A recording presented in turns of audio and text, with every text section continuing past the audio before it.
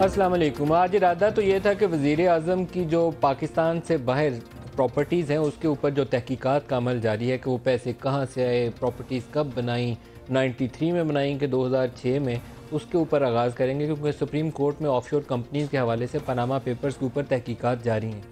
लेकिन अभी जब हम ये प्रोग्राम शुरू करने लगे थे, उससे पहले कौमी असम्बली के अंदर एक अजीबोगरीब कैफियत पैदा हुई है कि हुकूमती और अपोजिशन अरकान जो हैं वो एक दूसरे के ऊपर गुत्थम गुत्था हो गए, बाकायदा घूंसे बरसाए गए और जो ज़ुबान इस्तेमाल की गई वो तो खैर ऑनियर हम नहीं बोल सकते। लेकिन आपको ये जो फुटेज नज़र आ रही है, शायद काकान अब्बासी भी हैं और दूसरी तरफ वो PTI के भी शहरयार अफरीदी हैं, बाकी कुछ और अरकान हैं। ये अगर करीब से क्लिप दिखाएंगे तो आपको नज़र आएगा कि किसी ने लिहाज नहीं किया। अगर किसी का मुंह सामने है तो सीधा मुंह के ऊपर थप्पड़ मार दिया, किसी का जहाँ मुक्का लगा उसने वहाँ मार दिया। तो ये हमारी इस कौम के रहनुमा हैं जो पाकिस्तानी कौम की रहनुमाई के लिए चुने गए हैं पूरी कौम के वोटों के साथ। ये उन्होंने एक मिसाल कायम की है और वजह तनाज़ा वही थी कि एक दूसरे को चोर चोर के नारों से या चोर के लक़ब से पुकारा जा रहा था पनामा के ऊपर, ऑफशोर कंपनीज़ के ऊपर। जिसने अगर पाकिस्तान से पैसा चुरा के बाहर छुपाया था तो उसके लिए तो ये लफ्ज़ ठीक है, लेकिन अभी वो फ़ैसला होना बाकी है। तो अगर वो अपनी आर्गूमेंट्स तक ही रहते, डिबेट वहीं तक रहती तो ज़्यादा मुनासिब था। ये तरीक़ाकार शायद बिल्कुल भी अच्छा नहीं, और आने वाले दिनों में दोनों जमातों के लिए, हुक्मरान जमात के लिए भी और अपोजिशन पार्टीज़ के लिए भी ज़्यादा मसाइल का सबब बन सकता है। दूसरी एक बड़ी खबर जो अभी बिल्कुल प्रोग्राम शुरू होने से पहले आई, पिछले कुछ रोज़ से जनरल राहील शरीफ के हवाले से, जब तक वो सर्विस में थे, हुकूमत हो, अपोजिशन हो, मीडिया के बड़े बड़े वो लोग जो फ़ौज के भी बड़े करीब जाने जाते हैं, वो आके यहाँ शुक्रिया राहील शरीफ के गुन गाया करते थे कि पाकिस्तान को बचाने वाला शख्स ही एक है जिसका नाम जनरल राहील शरीफ है। लेकिन उनकी रिटायरमेंट के बाद एक ख़बर जो है वो उनके साथ मंसूब करके, और ख़ास तौर पर जब सऊदी अरब में वो तैनाती वाला मामला सामने आया, उसके बाद वो ख़बर लीक की गई, और लीक ये की गई कि बेदियाँ रोड के ऊपर लाहौर में 90 कनाल लैंड उनको अलॉट की गई। फ़ौज में जर्नलों को ज़मीन अलॉट की जाती है, आर्मी चीफ़ को भी की जाती है। उनका कोई पॉइंट्स का सिस्टम है, मैं उससे आगाह नहीं, कोशिश करूँगा प्रोग्राम में इसके ऊपर आपको वजाहत दी जाए। बहुत अच्छा काबिल तारीफ़ काम नहीं है कि फ़ौज के लोग हों या वो पाकिस्तान के जो वो मालदार तबके हैं जो इस सरकारी ज़मीनों की अलॉटमेंट के बगैर ज़िंदा रह सकते हैं। वो सेक्रेटरीज़ हों, वफाकी जो सेक्रेटरीज़ हैं, वुज़रा हों, या हमारे मीडिया के लोग हों जिनको हुकूमतों से प्लॉट मिलते हैं रिश्वत के तौर के ऊपर, कोई भी हो, वो आप सारों का नाम ले लीजिए। कोई अच्छा तरीका ऐसा इक़दाम नहीं है। जनरल राहील शरीफ के ऊपर कहा जाता था कि उनको एक प्लॉट मिला जो उन्होंने शोधा फाउंडेशन को दे दिया, कभी ज़मीन का तज़किरा सामने नहीं आया था। लेकिन अगर बाकियों को अलॉट हो रही थी आज से 70 साल पहले और उनको भी मिल गई, तो इसमें ऐसी क़यामत भी बर्पा नहीं हुई थी। सिर्फ ये हुआ कि उन्होंने भी वही काम किया जो उनके पेशरो कर रहे थे, एक्सेप्शन नहीं बने, वो यही काम हुआ। लेकिन वो तरीक़ाकार रिपोर्ट करने का ये था कि कुछ चोरी थी, पकड़ी गई, धरने के फ़ौरन बाद उनको 90 कनाल ज़मीन अलॉट होगी। ये ख़बर इस तरीके से ही शाया की जाती थी। उसके ऊपर अभी एक DG ISPR जो है मौजूदा, उन्होंने एक बयान जारी किया है, और वो बयान उनके ट्विटर अकाउंट से भी चेक किया जा सकता है। लेकिन उसका जो लास्ट 2 लाइन्स हैं, वो लास्ट 2 लाइन्स काफ़ी ख़तरनाक है। वो कह रही है, दिस डिबेट, ये जो बहस जारी है ज़मीन की अलॉटमेंट के ऊपर, with intent of maligning army, army को मिलाइन करने के लिए, उसे बुरा भला करने के लिए, also has the potential to create misunderstanding, अदम इत्माद पैदा कर सकती है बिटवीन स्टेट इंस्टीट्यूशंस, जो हमारी स्टेट के अदारे हैं उनके दरमियान में फासले बढ़ सकते हैं ऐसी बहस के नतीजे में या ऐसे इल्ज़ामात के नतीजे में जिसका इंटेंट ये हो कि फ़ौज को बदनाम किया जाए। Thus consider detrimental to existing cohesion, जो अभी एक अच्छा ताल्लुक है वो ख़त्म हो सकता है इसके सबब। बड़ी खबर है ये दोनों खबरें जो हैं, पहली पाकिस्तान की सियासत के अतबार से और दूसरा स्टेट इंस्टीट्यूशंस के आपस में ताल्लुकात के अतबार से, दोनों को डिस्कस करेंगे। और पनामा के ऊपर भी बात करेंगे जहाँ प्राइम मिनिस्टर की फैमिली ने आज इतने बाहर से खतूत जमा करा दिए हैं कि ये भी नहीं समझ आती कि मैं ये कहूँ कि आज एक और कतरी का ख़त जमा करा दिया, या ये बताऊँ कि आज एक दुबई से एक और शख्स का ख़त जमा करा दिया, या ये कहूँ कि लंदन से एक और शख्स को याद आया कि मियाँ शरीफ ने कैसे प्रॉपर्टी ख़रीदी थी। इन गैर मुल्की ख़तों के सहारे में, जहाँ कोई बैंकिंग ट्रांजैक्शन नहीं है, ये दावा किया जा रहा है कि सारा कुछ क्लियर है। ये अब कोर्ट ने, उसके ऊपर बड़ा इम्तहान है कि वो इस मामले में कैसे फ़ैसला करती है। आज जो शुरा हैं हमारे जनरल अब्दुल कादिर बलोच हैं, वफाकी वज़ीर रियासत और सरहदी अमूर, आपको खुशामदीद कहता हूँ प्रोग्राम में। शफ़क़त महमूद साहब हैं पाकिस्तान तहरीक इंसाफ से, और इसके अलावा सईद गनी साहब होंगे हमारे साथ पाकिस्तान पीपल्स पार्टी से, कराची से ज्वाइन करेंगे। आपको भी खुशामदीद कहता हूँ जी। शफ़क़त साहब आपको भी वेलकम करता हूँ। जनरल कादिर बलोच साहब, ज़मीनें कैसे अलॉट होती हैं, पहले इसकी वजाहत हो जाए, फिर हम अपने मेन टॉपिक पे वापस आ जाते हैं। एक जनरल को कैसे ज़मीन मिलती है? बिस्मिल्लाहिर्रहमानिर्रहीम। नदीम भाई, ये बिल्कुल कोई ऐसी बात नहीं है जिसका किसको स्पेशल न्यूज़ के तौर पर पेश किया जाना चाहिए, जिसके ऊपर डिस्कशन की जानी चाहिए। सही गलत को आप छोड़ दीजिए, प्री पार्टीशन डे से लेकर आज तक जनरल ऑफिसर्स और जनरल ऑफिसर्स के अलावा हमारे अदर रैंक्स को, जूनियर कमीशन ऑफिसर्स को ज़मीनें अलाट की जाती रही हैं और ये हर एक को बतौर हक के दिए जाते थे। अब कानून के उसमें मैं अंदर जाना नहीं चाहता। उसका तरीकाकार क्या होता है? बीइंग ए जनरल आप क्वालिफाई करते हैं? आप अगर इसको डिस्कशन में डालने की कोशिश करेंगे कि क्या सही है क्या गलत है, इस स्टेज के ऊपर मेरे ख्याल में बेहतर है कि इसको इसकी ये वजाहत कर दें कि अलॉटमेंट कैसे की जाती है जब आर्मी चीफ बनते हैं तो वो क्वालिफाई करते हैं? मैं बता रहा हूँ, हर जनरल अफसर को चीफ से लेकर नीचे तक, ब्रिगेडियर्स को, लेफ्टिनेंट कर्नल्स को, मेजर्स को एक पॉइंट सिस्टम है जहां तक जनरल ऑफिसर्स का ताल्लुक है, वो क्वालिफाई करते हैं with the length of service that they have. और इसकी वजह यह है, मैं आपको वजह भी बताता हूँ, रैशनल भी बताता हूँ। रैशनल ये है कि जनरली हमारे ऑफिसर्स या हमारे अदर रैंक्स बहुत जल्दी रिटायर हो जाते हैं सर्विस से। एक सिपाही 18 साल की उम्र में रिटायर हो जाता, 18 साल की सर्विस के साथ रिटायर हो जाता है। इससे पहले 15 साल की सर्विस में रिटायर हो जाता है। एक जूनियर कमीशन ऑफिसर वो 21 साल में, 24 साल में और 28 साल में वो रिटायर हो जाते थे। इसी तरह से एक मेजर 45 साल की उम्र में रिटायर हो जाता है। लेफ्टिनेंट कर्नल 28 साल की उम्र में रिटायर हो जाता है। ब्रिगेडियर 52 ईयर्स के एज में, और इसी तरह से 57 और 58 में हो गया, ठीक है, खत्म हो जाते हैं। चूँकि इनको रिटायरमेंट के बाद जनरली जॉब्स वगैरह की अपॉर्चुनिटी नहीं होती है, तो उनको रोज़गार के लिए ये प्रॉबेबली ये रैशनल था जिसकी बुनियाद के ऊपर ये ज़मीनें वगैरह अलाट की जाती थी और हमारे डिफरेंट ऑर्गेनाइजेशन क्रिएट किए। और ये कब से शुरू हुई अलॉटमेंट का फाउंडेशन वगैरह वगैरह? मैंने बताया कि प्री पार्टीशन डेज से लेकर आज अंग्रेज के ज़माने से ऐसे ही। ये इलाका जहाँ पर जनरल राहिल शरीफ साहब को ये ज़मीन मिली, ये जनरल याया खान से पहले का था। यहाँ पर बॉर्डर एरिया था और फायरिंग बहुत ज़्यादा हो जाती थी दोनों ट्रुप्स के दरमियान में। कोई काश्तकार वहाँ पर ज़मीनों में काश्तकारी करने के लिए तैयार नहीं था। सोचा गया कि ये ज़मीनें फ़ौजियों को दी जाए, ये ज़मीन ज़ाय न रह जाए और इसको आबाद किया जाए। तो इस बुनियाद के ऊपर उस वक़्त फैसला किया गया। उस वक़्त मैं फ़ौज में सेकंड लेफ्टिनेंट और कैप्टन के रैंक में था। एज आर्मी चीफ कितना क्वालिफाई करते हैं आप? जब आप आर्मी चीफ बनते हैं तब भी आप क्वालिफाई करते हैं? मैं आपको बता रहा हूँ कि जहाँ तक जनरल ऑफिसर्स का ताल्लुक है उसके ऊपर किसी किस्म के रिस्ट्रिक्शन को ज़मीनें मिलती हैं। आर्मी चीफ की भी इंटाइटलमेंट होती है? बिल्कुल, वेरी मच। कितनी ज़मीन अलॉट होती है? आर्मी मैं आर्मी चीफ का टेलिंग वेरी फ्रैंकली, मुझे 50 एकड़ लेफ्टिनेंट जनरल्स और मेजर जनरल्स को मिलता है।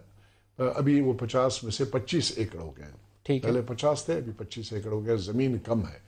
जनरल अफसर का मुझे पता नहीं है। इसी तरह से प्लाट्स वगैरह मिल जाते हैं, मुझे याद नहीं है। शफकत साहब, ये काफ़ी एक ऐसी खबर के तौर पर सामने आया है कि जैसे चोरी पकड़ी जाए। नहीं, ये तो बहुत अफसोसनाक बात है, क्योंकि ये इस बहस से कता नज़र कि ये इसका पॉलिसी कैसी है, होनी चाहिए नहीं, वो एक अलहदा गुफ्तगू है। लेकिन इस चीज़ को एक एग्ज़ाम्पल बनाना या जनरल राहिल शरीफ साहब की कोशिश करने, किरदार कोशिश की जाए, ये तो बहुत ज़्यादती है। जो ISPR का बयान है, ये जो अभी जनरल आसिफ गफूर ने जारी किया है, जो नए DG ISPR बने, उसकी जो लफ्ज़ है ना, इंटेंट टू मिलाइन आर्मी। देखें, इंटेंट टू मिलाइन आर्मी क्या है वो मैं देखें ना, एक बात तो क्लियर है कि जब इस किस्म की चीज़ों को ज़ेर बहस लाया जाएगा तो उससे सिर्फ एक जनरल राहिल शरीफ की शख्सियत नहीं है, बल्कि आप एक लिहाज से फ़ौज के ऊपर भी आप हमला हो रहा है। आपके ख्याल में और इसमें मैं फ़ौज को बदनाम किया गया, आपका ख्याल है? मकसद तो यही है ना जी, मकसद यही नहीं, लेकिन मैं आपको बताऊं कि मैं कुछ पैटर्न देख रहा हूं कि ये चीज़ जो कि रूटीज थी, इसको जिस तरह बनाया गया, फिर उस पर तावीलें दी गई, फिर डेट्स दी गई, वो डेट्स को कुछ चीज़ों से लिंक किया गया। असल खबर शुरू होती है जब वो सऊदी अलायंस वाली मीटिंग के लिए ये सऊदी अरब गए हैं। मैंने कहा वहां से वापस आए, उसके बाद शुरू है। उससे पहले तो शुक्रिया राहिल चीफ चल रहा है, उसके ऊपर भी अभी तक कोई क्लैरिटी नहीं है, बल्कि मेरा ख्याल है आखिरी खबर तो ये है कि उन्होंने कोई लेकिन इसका क्या मकसद क्या है, मैं अभी भी समझने से कासिर हूँ। क्योंकि राहिल चीफ वहाँ तब जाएंगे जब हुकूमत मंजूरी देगी, जब GH ओके करेगा, उसके बगैर वहाँ जाके कमांड नहीं कर सकते। एक बात तो क्लियर है, वो क्या?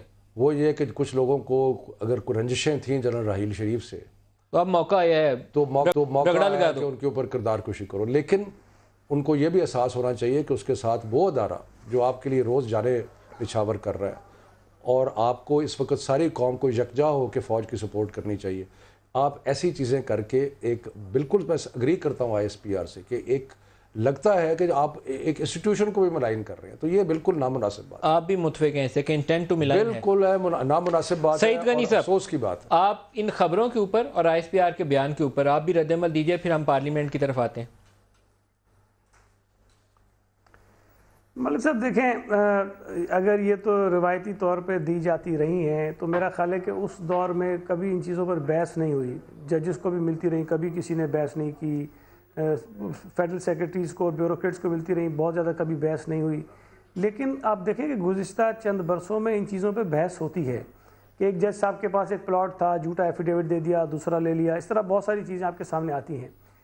अगर तो ये जनरली लोगों का जहन बना है कि जी जो सरकारी प्लॉट्स दिए जाते हैं या जिस तरह लोगों को सब दिए कोई किसी तरह से कंपनसेट किया जाता है, ये गलत है, या तो हमें इसको जस्टिफाई करना चाहिए कि जनाब वो इतनी सर्विस करते हैं, इतनी कौम की खिदमत करते हैं, उनके पास इतने वसाइल नहीं होते हैं, लिहाजा ये बड़ा ज़रूरी होता है कि उनको हम अकोमोडेट करें, तो हम इसको जस्टिफाई देने चाहिए सईद गनी साहब या नहीं देने चाहिए? एक तरफ आप किसी नहीं देखें, उसूली तौर पर तो मैं कह रहा हूँ कि नहीं देने चाहिए, लेकिन अगर आप इस तनाजुर से देखें कि अगर पाक फ़ौज के जवान जो हैं वो कुर्बानियाँ देते हैं, ज़ाहिर है कि उनके पास जिस तरह जनरल साहब बता रहे थे कि लेंथ ऑफ सर्विस बड़ी कम होती है, फिर उनके पास ज़ाहिर इतने वसाइल नहीं होंगे कि कुछ कर सकें, उस नुक्ता नज़र से अगर किसी को दिया जा रहा है, लेकिन उसकी कोई हद होनी चाहिए। मतलब कोई एक आप रखें कि ये इतनी ज़रूरत है, इतनी ज़रूरत इनकी पूरी करना जो रियासत की जिम्मेदारी है। इसी तरह जो सईद गनी साहब, इसका ज़्यादा मुनासिब तरीका तो ये हो कि जो लोग शोहदा की जो फैमिलीज़ हैं उनकी निस्बत से आप सामने रखिए, या किसी ने जंग के अंदर बहुत बड़ी कुर्बानी दी है, बड़ा सेक्रीफाइस किया या हिस्सा लिया, या कौम के लिए उसने ज़रब था, मैं मिसाल के तौर पर दे रहा हूँ, सिर्फ जस्टिफाई करने के लिए नहीं दे रहा, उसके अंदर बड़ी पाकिस्तान के लिए कामयाबी हासिल की है, तो इन चीज़ों को बुनियाद बनाना चाहिए, शोहदा की फैमिलीज़ को मद्देनज़र रखे करना चाहिए। आपको पार्लियामेंट के अंदर इसके ऊपर बात नहीं करनी चाहिए? देखिए, मैं जो बात आपसे कह रहा था, मैं यही कह रहा हूँ कि 10, 15, 25 साल पहले तक शायद इन चीज़ों पे ना बहस होती थी, ना लोग इनको बुरा समझते थे, लेकिन वक्त गुजरने के साथ साथ इन पर बहस होना शुरू हुई है और ये सवालात उठते हैं कि ये क्यों इतने प्लॉट्स इनको बहस तो ही नहीं थी। बहस की बजाय तो ये इस तरीके से खबर चलाई गई कि वो धरने के दिनों में जनरल राहील शरीफ को जैसे ओब्लाइज किया गया था, 90 वो किनाल के एकड़ पता नहीं कितनी जमीन दे दी थी, तो वो खुश करने के लिए दी गई थी कि वो धरना खत्म हो जाए। देखें जनरल कादिर लोई साहब, एक चीज़ मैं जनरल साहब अगर आप इजाज़त दें, एक चीज़ ये बात साबित हो जाए, बड़ी मुख्तसर शफ़क़त साहब, बात यह है कि अगर तो ये जो मुख्तलिफ जगह पे जो मुख्तलिफ लोगों को चीज़ें दी जाती हैं, मसलन सिविल सर्वेंट्स को प्लॉट्स किए जाते हैं, इवन जर्नलिस्ट को प्लॉट्स दिए जाते हैं, मीडिया हाउसेस के मालकान को, एंकर्स को।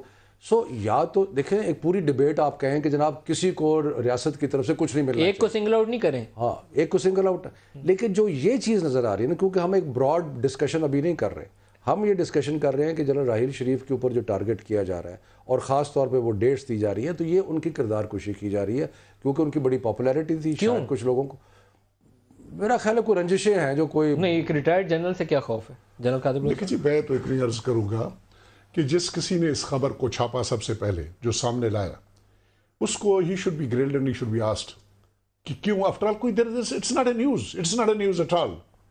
न्यूज अगर न्यूज उसको बनाते हैं, देखें अगर फॉर द फर्स्ट 2014 की अलॉटमेंट, जिसका मुझे नहीं पता, शफ़क़त साहब को नहीं पता, किसी तरीके से खबर बाहर आई है ना। मुझे सिंध में, मैंने सिंध में जमीन ली, मुझे 80 एकड़ ली, पंजाब में 50 एकड़ था, अभी उसी को रिड्यूस करके 25 पे लाया गया है।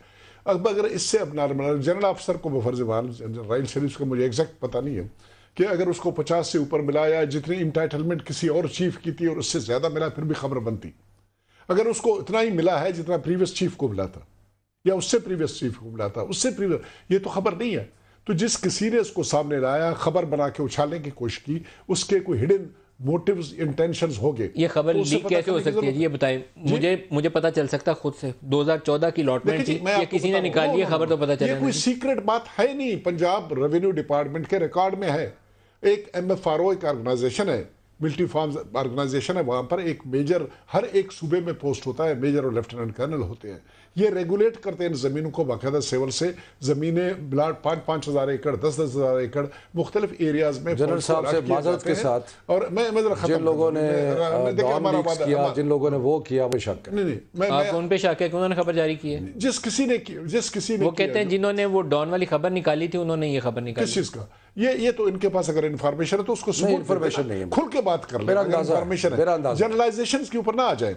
मैं तो ये कहूंगा जिस किसी ने खबर को बाहर निकाल के न्यूज बनाने की कोशिश की, डिस्कशन उस पर डेवलप करने की कोशिश की, I think they should be asked. ये एक इज्जतदार, एक ऐसे जर्नल का जो कि सबके लोगों की आंखों का तारा है, जो इस मुल्क का हीरो है, जिसको सबने ऐसा एक्सेप्ट किया, जिन्होंने उसको, मकसद है कि ये क्रेडिट ओपनली हमने 3 साल तक उसको देते रहे। उसके किरदार को इस तरीके से किरदार खुशी करना मेरे ख्याल में मुनासिब बात नहीं है। कोई शक Somebody should look into it. एक महीना पहले उसको सर पे आंखों पे बिठाया हुआ था, अब वो खबरें छापी जा रही हैं। और ये एक हमारे कौमी किरदार के बारे में बड़ी अफसोसनाक बात और ये है। जब कोई बंदा पावर में होता है तो उसकी तारीफें और कलाबे और सब कुछ, और जब वो पावर से हटता है तो उसके ऊपर शुरू हो अभी कोई आदमी कहता है कि गलत बात है, ठीक है, मैं एक बात करना चाहूंगा बिल्कुल मुख्तसर जी, ले जाए उसको असेंबली में, बनाए कानून, खत्म कर इस चीज को। एक कानून है ऑलरेडी, इसकी एग्जिस्टेंस है, एज सच इट्स देयर, ये प्रिविलेज है, इसको खत्म करने की कोशिश करें। क्यों ये इस तरीके से बहस करके खत्म करवा दें, वो मुनासिब है, लेकिन किसी पे इल्जाम खत्म नहीं करना चाहिए, उसकी खत्म नहीं करना चाहिए, क्योंकि ये एक स्पेशल सर्विस है और इनकी सेक्रीफाइसेस और इनकी हार्डशिप्स को जो फौजी सफर करता है उसका पैरेलल ड्रा नहीं कर सकते हैं, with all the respect and everything, with due regards to opinions coming from right and left. मैं सिविल सर्विस के साथ अगर मेरी सर्विस का मुकाबला करें और जितनी जानें हमारी चली जाती हैं, जितनी मुसीबतें हम लोग उठाते हैं, हमारे फैमिली उठाते हैं, मेरी बच्ची ने, जो बड़ी बच्ची मेरी थी, 11 डिफरेंट स्कूल चेंज किए थे सर्विस के दौरान, मैट्रिक करने से पहले। जनरल साहब, इसमें तो दो राय नहीं है कि फौज की किरदार कुशी के टॉप्स के ऊपर 22,000 फुट के ऊपर वहां नौकरी करते हैं, कोई नहीं करता, फ्रॉस्ट बाइट होता है, एक्सीडेंट्स होते हैं, उसके बाद दुश्मन की, मकसद है कि उसको अगर इस तरीके से आप ट्रीट करना शुरू करें नॉर्मल एक नायब का, जनरल साहब पता करने की कोशिश करें कि खबर लीक करने वाला कौन है, पता करें। तमाम बातों के बावजूद, नदीमा, इन तमाम बातों के बावजूद भी अगर ये कौम समझती है कि इसको नॉर्मल सर्विस किया जाए और कार्रवाई किया जाए, still it can be taken to the parliament. It can be debated. They should debate it. They should take a मोटी बात, लेकिन इस तरीके से किरदार कुशी फौज की किरदार कुशी हमें नहीं करनी चाहिए। लेकिन इस चीज में प्लीज फोकस रखें कि ये इसका फोकस खबर का जनरल राहिल शरीफ है, हिट जनरल शरीफ हुए, उनको आगे रख के जो भी कुछ किया जा रहा है, उनको देखे ना, महीना डेढ़ पहले किस किस्म की बातें लोग मीडिया में लिख रहे थे उनके बारे में, आई एग्री, किस किस्म की तारीफें हो रही थी। वैसे जो उनके तराने पढ़ रहे थे, सबसे पहले उनके खिलाफ बोलना भी वही शुरू, यही वो लोग होते हैं, पता कर लें तराने यही वो लोग होते हैं, बल्कि हुक्मरानों को एक ब्रेक ले लें जी, ब्रेक से वापसी पे जो आज पार्लियामेंट के फ्लोर के ऊपर हुआ, उसके ऊपर प्रोग्राम में बात करेंगे, हमारे साथ रहिए।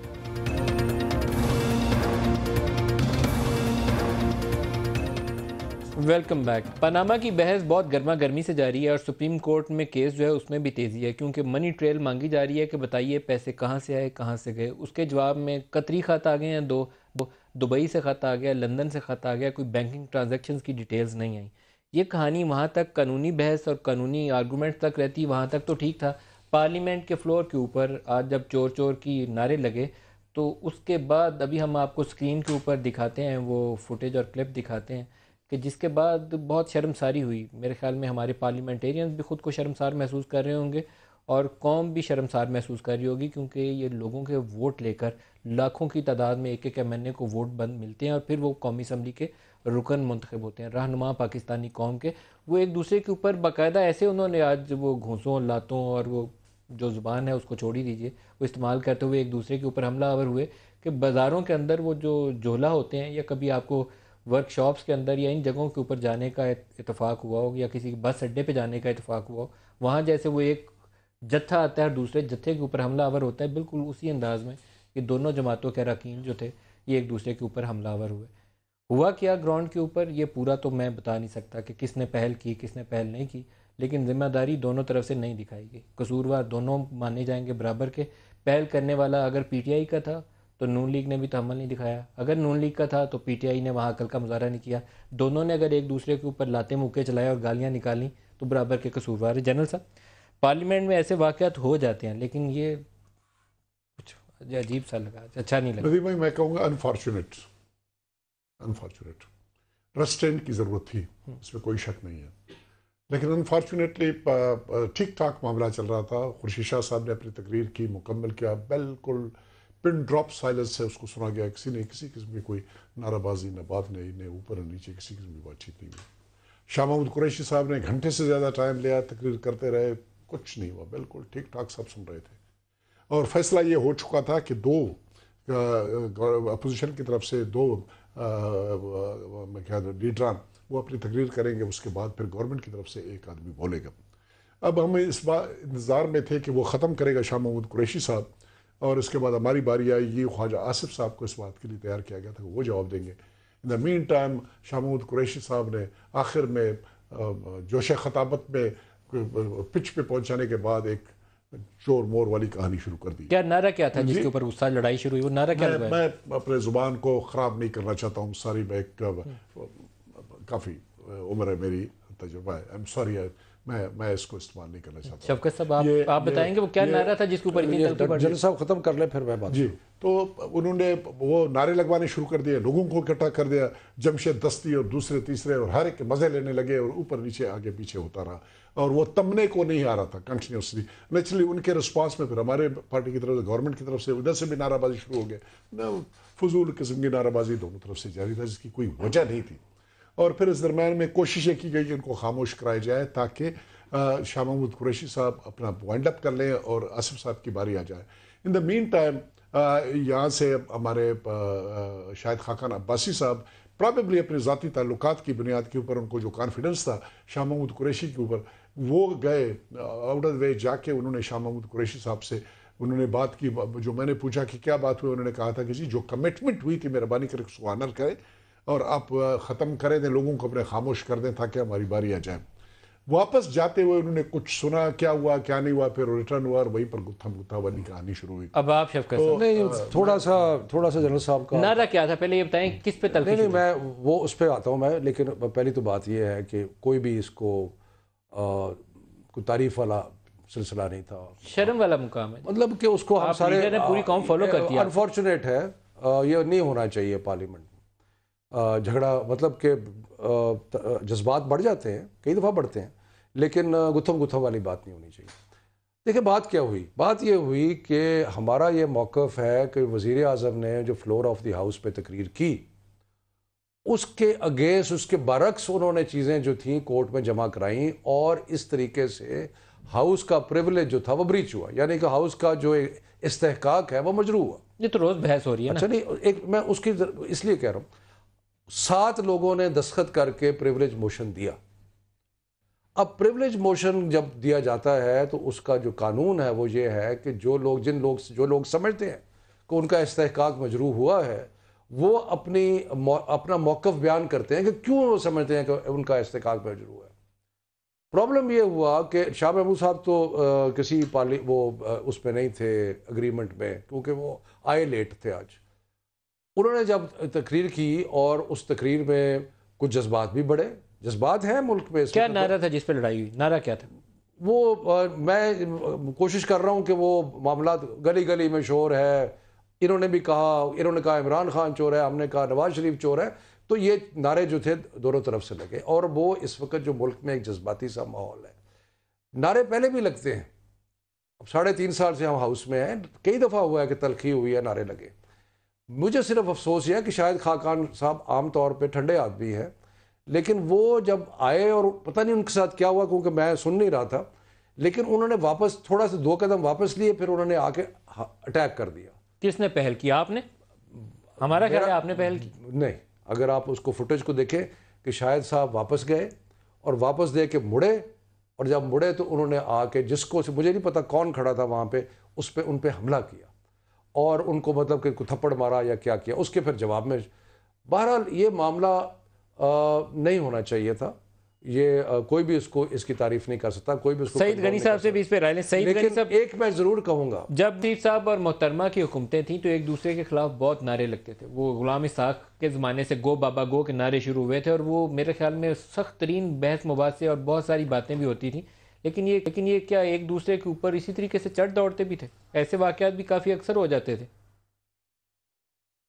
बिल्कुल हुआ था, मैंने खुद देखा। देखिए, ये तो जिस तरह आपने कहा कि पार्लियामेंट में ऐसी चीज़ें होती रहती हैं, लेकिन ये अगर होती रहती हैं तो ये इसका मतलब नहीं कि हम इसको कंटिन्यू करें। मतलब ये अच्छे वाक़यात नहीं हैं और इसकी मिसाल हम नहीं दे सकते हैं कि माजी में किसी ने किया था। मेरा अपना ख्याल ये है कि ये कंटिन्यूटी है उस पूरे सिलसिले की जो सुप्रीम कोर्ट के बाहर रोज़ाना होता है, और आप देखें जब ये आगाज़ हुआ सुप्रीम कोर्ट में बहस का, तो उसके बाद ये रफ्तार और ये लहजे तल्ख होते गए हैं आहिस्ता आहिस्ता।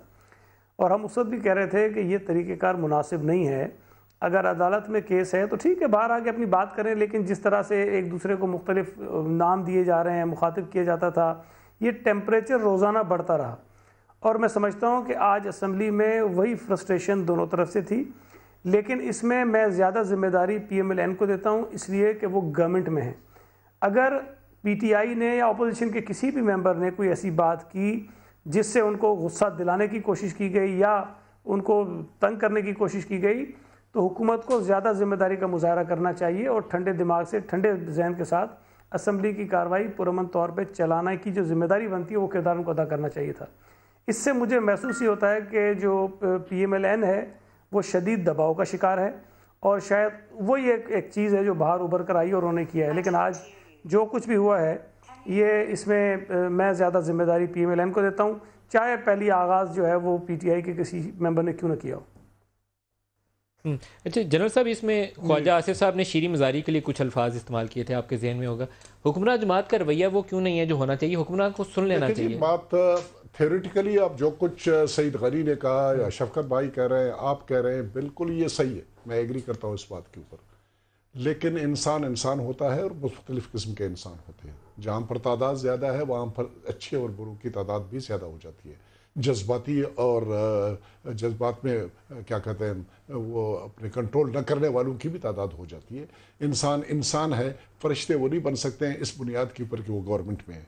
अगर उस तरफ से इस किस्म की बातचीत होती है तो उसका रिएक्शन होता है, जवाब आ जाता है, बातें हो जाती हैं।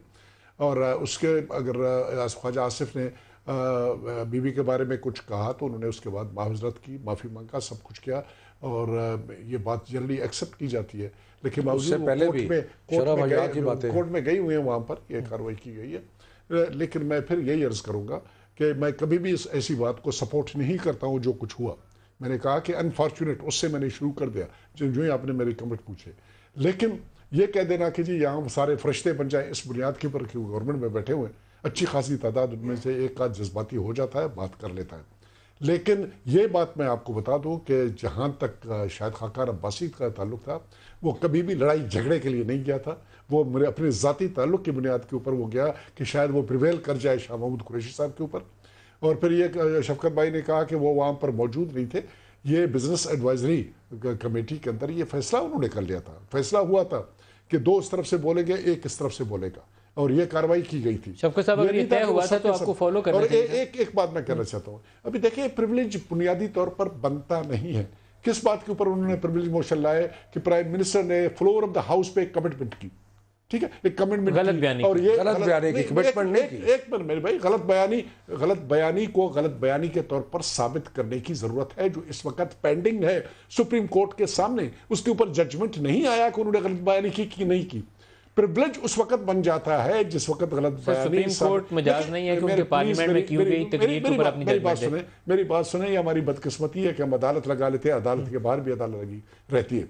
यह मामला वहां पर सब जुडिस है, इसके ऊपर जजमेंट सुप्रीम कोर्ट का आना है कि अगर उन्होंने गलत बोला कि नहीं बोला। अगर ये साबित हो जाता है तो बिल्कुल ये प्रिविलेज है और प्रिविलेज ब्रीच हो जाता है तमाम मेंबर्स की बशमूलियत। अगर ये अदालत ने फैसला किया ना, फिर इन्हें प्रिविलेज नहीं लानी पड़ेगी। देखें बड़ी सिंपल बात है, बनता ही नहीं है। देखें अगर प्रिविलेज का मामला जो है बड़ी सिंपल बात है। सारी दुनिया ने, पाकिस्तान ने देखा, नवाज शरीफ साहब ने जो तकरीर की नेशनल असम्बली में, उन्होंने मनी ट्रेल बताई कि जी हमारी दुबई में फैक्ट्री थी, उसके बाद वहाँ उसको बेच के हम पैसे जद्दा ले गए, फिर जद्दा में हमने फैक्ट्री लगाई, उसको बेच के हम लंदन ले गए और उन पैसों के ज़रिए हमने वो फ्लैट ख़रीदे।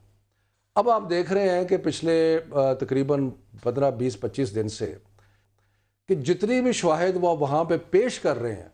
कतरी का पहले एक लेटर आया जिसमें उन्होंने कहा कि जनाब मेरे सुना है मेरे वालिद साहब के साथ बड़े अच्छे तल्लुकात थे और ये पैसे हमारे पास आ गए और हमने इन्वेस्ट किए वगैरह। आज कतरी साहब का एक दूसरा ख़त आ गया, उसमें उन्होंने वो सारी चीज़ें जो कि लूप होल्स रह गए थे उनको कवर किया। लेकिन जो इम्पोर्टेंट बात है, मैं उसकी वो ख़त हम बाद में डिस्कस कर लेंगे।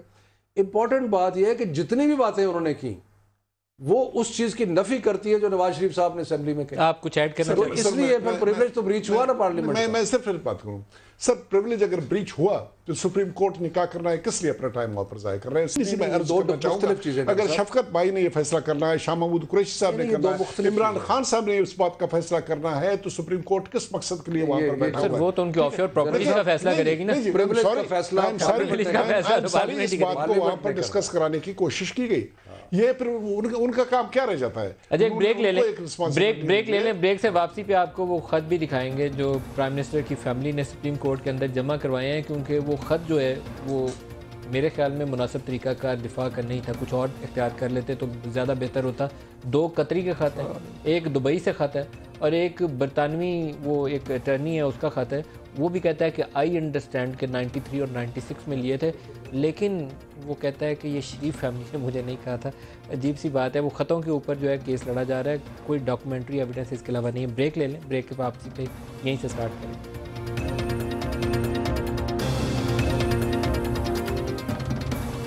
प्रोग्राम में दोबारा खुशामदीद कहते हैं। प्राइम मिनिस्टर की फैमिली की जानिब से आज सुप्रीम कोर्ट में जब पेशी का दोबारा मौका आया तो लोगों को पहले भी एक सरप्राइज़ मिला था कतरी ख़त के आने में। आज एक और कतरी ख़त सामने आ गया। ना सिर्फ एक कतरी का ख़त आया बल्कि एक यूएई नेशनल जो है अब्दुर्रहमान अब्दुल्ला, उनका भी एक ख़त आ गया। इसके अलावा एक बरतानवी जो है वो लॉयर हैं लॉ फर्म से, जिन्होंने 93 और 96 में वो कहते हैं कि ये बरतानवी ये जो अपार्टमेंट्स हैं जिनके ऊपर सारी बहस है, वो कहते हैं कि मैंने ख़रीदे थे to the best of my recollection. याद कर रहे हैं कि मुझे याद पड़ता है मैंने ख़रीदे थे, लेकिन मुझे शरीफ ने नहीं कहा था।